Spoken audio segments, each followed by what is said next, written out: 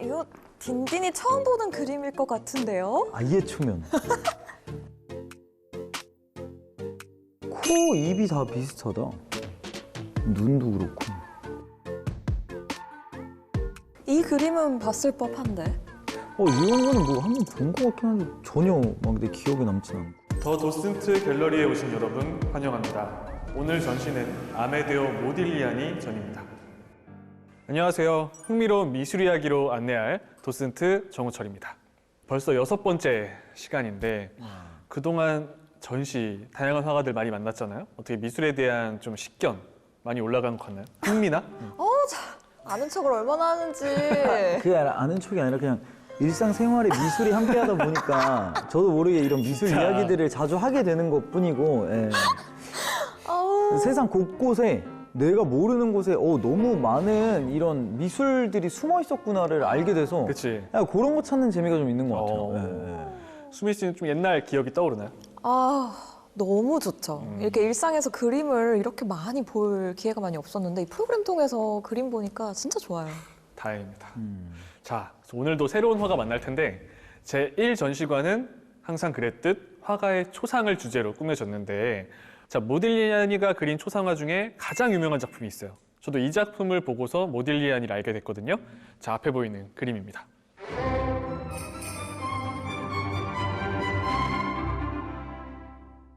딘딘 씨는 보신 적 있으세요?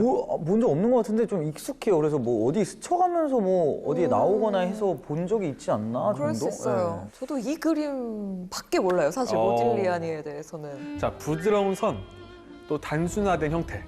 그죠? 인체 표현이 굉장히 심플하죠. 네. 그리고 목도 굉장히 길고 가늘고 눈도 아몬드 눈이라 불러요, 저걸. 네. 아몬드 모양의 눈. 얼굴도 좀 뭔가 비대칭인 것 같고. 눈동자를 안 그려요. 그게 특징이에요. 모딜리아니 그림에는 눈동자가 없는 게 특징 중에 하나예요. 자, 이게 딱 모딜리아니의 화풍을 정의할 수 있는 대표작이에요. 자, 모딜리아니.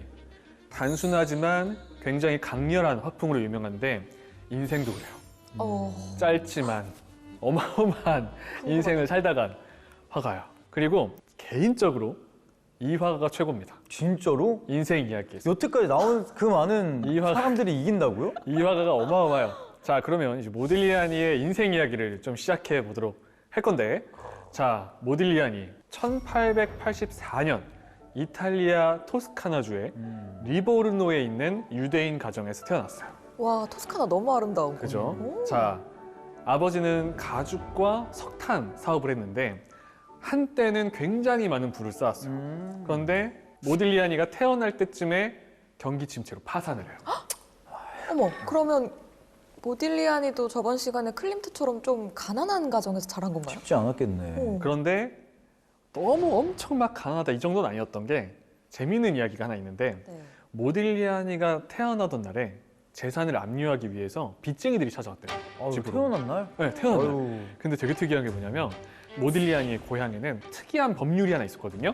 출산한 여인의 침대 위에 있는 건 아무것도 가져갈 수 없다. 그래서 아버지가 빠르게 중요한 문서나 재산들을 침대에 쌓았대요.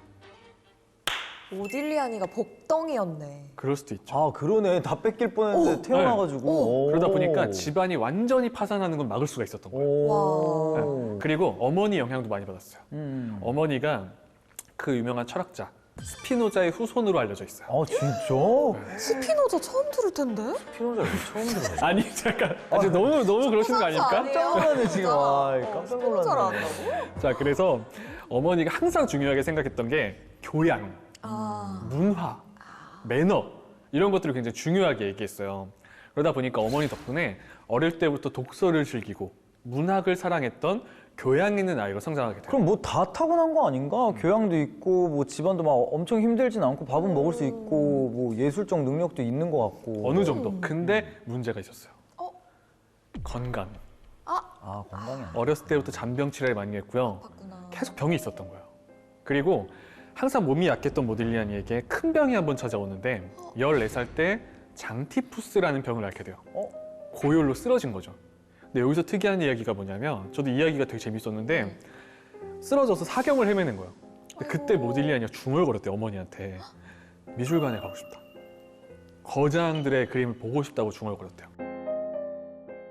그 어린애가요? 어린애가. 어머. 그래서 그때 어머니가 모든 어머니들이 그렇잖아요. 낳기만 해라.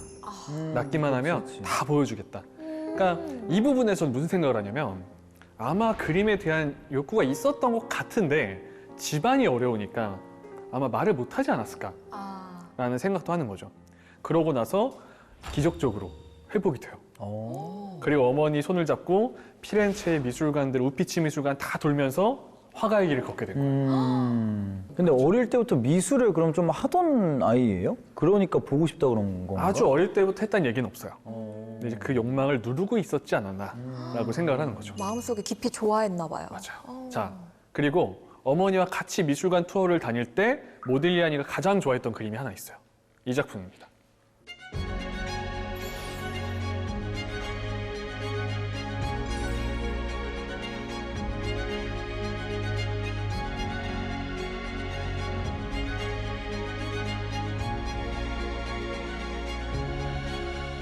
아, 이거 알죠. 한 번쯤 보셨죠? 이거 그 비너스 그거 아니에요? 맞아요, 맞아요, 맞아요. 자, 이 작품은 너무 유명하지만 우리가 뭘 봐야 되냐면 저 비너스의 모습이에요. 비너스의 요 턱 라인, 목 라인, 약간 아래로 처진 어깨 라인, 아, 코 약간 길고. 약간 그 느낌이 있죠. 있다 약간. 저 비너스의 모습에 영감받아서 나중에 본인만의 시그니처 인물화를 탄생시키게 돼요. 그래서 우리는 모딜리아니 그림을 보기 전에 이 작품부터 한번 봐야죠. 자, 그리고 1906년에 22살이 된 모딜리아니는 파리로 향합니다. 그림 공부를 하는데 이때 폴 세잔의 회고전을 보고 큰 감동을 받아요. 세잔이 이런 말을 했거든요. 미술에선 굉장히 중요한 얘기거든요. 세잔이 이렇게 얘기했어요. 세상의 모든 것은 구형, 원통형, 원추형에서 모든 것이 비롯된다. 다 환원시킬 수 있다. 라고. 그래서 모딜리아니는 그 세잔의 영향을 받아서 더 단순화시키고 간략한 선들로 그림을 그리게 된 거예요. 하지만 우아한 선으로. 그리고 1908년에 처음으로 앙대팡당전이라는 독립미술가전에 회화 6점을 출품하면서 정식으로 화가가 돼요. 오.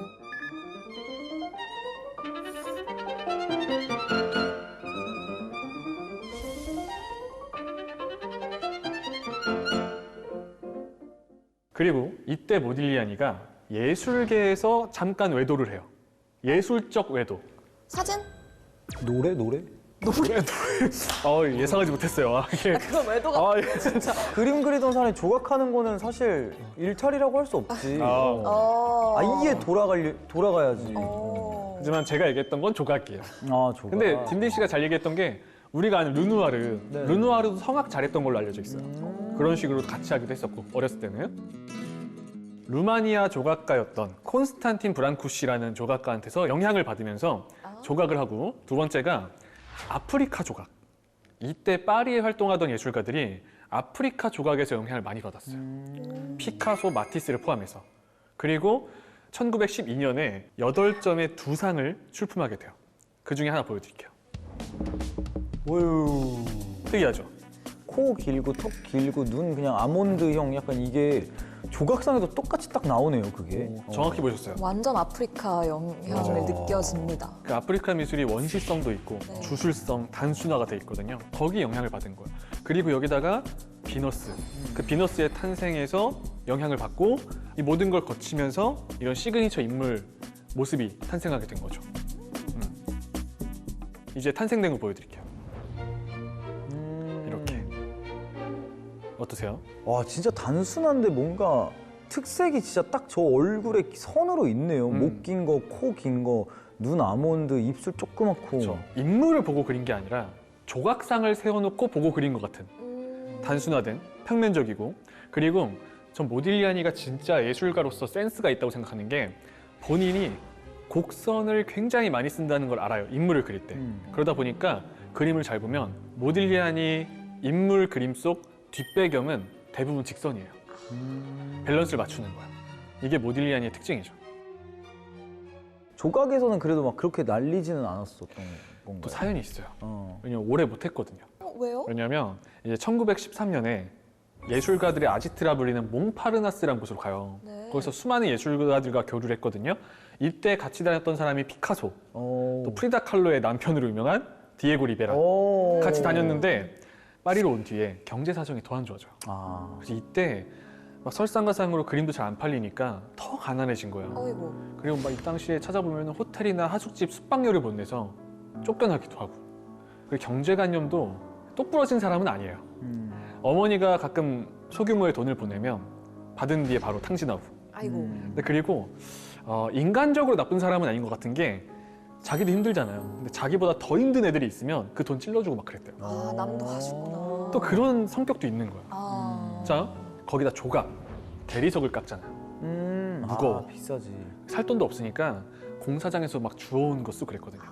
더 큰 문제가 어릴 때부터 몸이 안 좋았다고 했잖아요. 당시에 결핵이 있었어요. 아, 그러면 결핵에 걸린 상태였어요. 근데 조각을 깎다 보니까 그 돌가루 그걸 막 마실 거 아니에요. 이것 때문에 건강이 너무 안 좋아져요. 그러다 보니까 진단을 받아요. 이제 조각을 하지 마라. 죽을 수도 있다라는 말을 듣고 조각을 그만두고 다시 그림으로 돌아온 거죠. 이 당시에는 좀 괴로워했다고 전해져요. 조각에 대한 열정을 막 꽃피우고 싶었을 텐데 이런 여러 가지 상황으로 그게 좀 좌절됐을 때 좌절감 이런 것도 많았을 것 같은데 좀 그림으로 극복을 한 건가요, 그러면? 그렇게 강한 사람은 아니었던 것 같아요. 극복을 하지 못했던 것 같아요, 제가 볼 때. 아. 그럴수록 더 방황하고 아. 더 술을 마시고 마약을 엄청나게 했어요. 아이고. 그러면서 더 생활이 망가진 거죠. 몸도 안 좋은데. 네. 그리고 여기서 또 다른 한 가지 이유가 뭐냐면 당시에는 이제 결핵에 걸린 사람은 막 사람 취급도 안 하지 않았던 그런 병이었기 때문에 결핵을 숨기기 위해서 더 술과 마약을 했다고도 전해져요. 오. 네. 모딜리아니는 누가 좀 챙겨주는 사람 없었나요? 다행히 모딜리아니에게 손을 내밀어준 사람들도 있었어요. 오. 제일 중요한 사람이 1916년에 폴란드 출신의 레오폴드 지보르브스키라는 화상과 친분을 맺게 되면서 도움을 많이 받아요. 이 모딜리아니의 모델이 되어주기도 하고 오. 소상도 그리고 그 대가로 생활비도 주고 그 사람 그림 보여드릴게요. 아. 레오폴드 지보르브스키예요. 느낌 어떠세요? 어떤 사람일 것 같으세요? 되게 되게 단정하다. 되게 부자 같은 딱 그런 느낌이 기티가 들죠. 좀 나는데요. 개츠비 느낌? 상류층에 가까웠죠. 예.